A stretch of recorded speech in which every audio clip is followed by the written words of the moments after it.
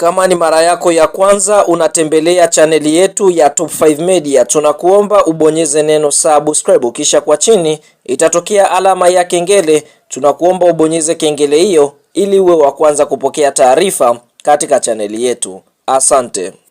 Mara baada ya mchezo wa ligi kuu ya NBC Tanzania Bara kati ya timu ya Simba Sports Club dhidi ya timu ya TRA United kuweza kutamatika kwa timu ya Simba kuondoka na ushindi mno wa chuma 3-0 wakiwa nyumbani pale kwenye dimba lao la Meja Jenerali Isamuhyo, na kuwafanya klabu hiyo iweze kuondoka na alama 3 muhimu kwenye mchezo huu muhimu wa ligi kuu ya NBC Tanzania Bara. Sasa kumeweza kumuibua afisa habari na mawasiliano wa klabu ya Simba, hapa namzungumzia bwana Ahmed Ali. Yeye kupitia kwenye ukurasa wake wa kijamii wa pale Instagram ameweza kushare post ya matokeo ambayo yameweza kupatikana kwenye mchezo wa siku hii ya leo kati yao dhidi ya timu ya TRA United, huku akisindikiza na caption nzito mno. Kama ninavyofahamu afisa habari huyu ana tabia fulani hivi ya kutuma namna gani vijembe kwenda kwenye sehemu fulani hivi, wote nafikiri mnaelewa. Sasa ameweza kushare post ya matokeo yaliyoweza kupatikana siku hii ya leo sambamba na caption ambayo inasomeka ya kwamba ameandika pale T+R+A sawasawa